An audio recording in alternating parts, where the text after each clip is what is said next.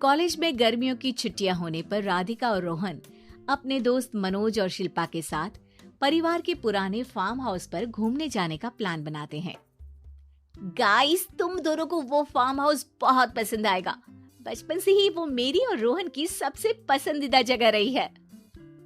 पर मैंने तो इतने सालों में तुम्हारे मुंह से कभी फार्म हाउस का नाम तक नहीं सुना।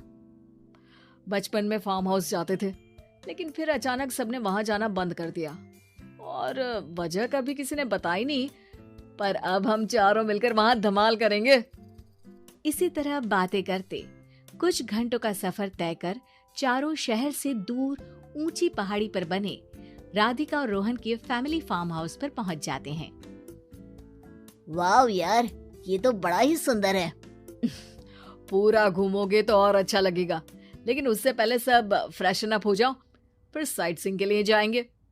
राधिका और रोहन अपने अपने कमरे में चले जाते हैं, लेकिन मनोज और शिल्पा घर में घूमने लगते हैं, जहां शिल्पा की टक्कर हॉल के बीचों बीच रखी एक पुरानी लकड़ी की कुर्सी से होती है। आह, लग गई रे माता, इस कुर्सी को बीच में किसने रखा हुआ है? अरे तेरे स्वागत के लिए भूत ने रखा होगा। तुझे बात हंसी आ रही है? जब खुद टकराएगा तो पता चलेगा। हाँ ठीक है, पर अभी तो इसे साइड में रख दे। शिल्पा कुर्सी को एक कोने में रख देती है और वो दोनों भी अपने कमरे में चले जाते हैं, जिसकी थोड़ी देर बाद चारों बाहर घूमने निकल जाते हैं। इसी तरह रात हो जाती है। फार्म हाउस में वापस आकर वे लोग सीधा सोने चले जाते हैं। आधी रात को मनोज की नींद खुलती है। बड़ी तेज प्यास लगी है, पानी साथ लेकर सोना चाहिए था। हाँ, अब रसोई तक जाना पड़ेगा। मनोज आंखें मलते हुए कमरे से हॉल में आता है और अचानक रास्ते में रखी कुर्सी से टकराकर जमीन पर गिर जाता है। अरे मर गया रे दादा, शिल्पा सही बोल रही थी, बड़ी तेज लगती है ये कुर्सी तो, पर इसे दोबारा बीच में किसने रखा? मनोज एक बार फिर उस लकड़ी की कुर्सी को कोने में रख पानी पीकर कमरे में चला जाता है। अगली सुबह जैसे ही चारों की नींद खुलती है तो उन्हें अपने बेड के पास साइड टेबल पर चाय का कप रखा मिलता है, जिसे देख वो खुशी खुशी चाय पीकर तैयार होकर कुछ देर बाद हॉल में मिलते हैं। थैंक यू यार राधिका, मुझे नहीं पता था कि तू इतनी अच्छी चाय बनाती है। वैसे मुझे उस बेड टी की बहुत जरूरत थी। ये और चाय, अरे इसे तो पानी तक उबालना नहीं आता। मतलब तूने हमारे लिए चाय बनाई क्या दोस्त? अरे चल पागल है क्या, इतना भी प्यार नहीं है मुझे कि तुम्हारे लिए बेड टी बनाऊं। चाय पर ये चर्चा करते हुए मनोज जैसे ही पीछे मुड़ता है तो एक बार फिर लकड़ी की पुरानी कुर्सी से टकराकर उस पर गिर जाता है। हाय रब्बा, अरे चाय छोड़ो, पहले ये बताओ कि इसे बार बार बीच में कौन रखता है? कल रात ही मैंने इसे साइड किया था। तुम पहले ये बताओ कि चाय किसने बनाई थी? सबकी बातों को कुछ देर ध्यान से सुनने के बाद राधिका हैरानी से कुर्सी की तरफ देखने लगती है। भूत दीदी। राधिका की बात सुन आपस में झगड़ रहे सारे दोस्त शांत हो जाते हैं। क्या बोला अभी तूने? अरे पर अब वो यहाँ कैसे हो सकती हैं? क्यों नहीं हो सकती? हमने यहाँ आना छोड़ा था, पर उन्होंने तो घर नहीं छोड़ा ना। और याद करो, ऐसे बेड के पास कप रखना और कुर्सी को कमरे के बीच में रखना, ये सब वही तो करती थी।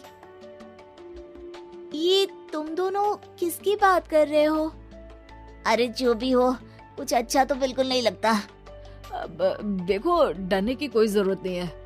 वो सालों से इस घर में रहने वाली भूत दीदी है। वो बचपन से ही हमारे यहाँ आने पर एक बड़ी बहन की तरह हम दोनों का ख्याल रखती हैं। ओए, पगला गया है क्या? शिल्पा, मुझे यहाँ नहीं रहना, तू भी मेरे साथ ही चल। ये दोनों तो पागल हो गए हैं। जहाँ मनोज डर से वापस जाने की बात कर रहा होता है, वहीं शिल्पा अपने फोन में बिजी होती है। क्या तुम्हें यहाँ की सिचुएशन समझ में नहीं आ रही जो फोन में लगी हो? जिसे जो करना है करो, मैं तो जा रहा हूँ। मनोज हड़बड़ाहट में अपने कमरे की तरफ जाता है, जिसके साथ राधिका और मोहन भी उसे रोकने के लिए पीछे पीछे जाते हैं, लेकिन शिल्पा वो तो अभी भी फोन में लगी रहती है।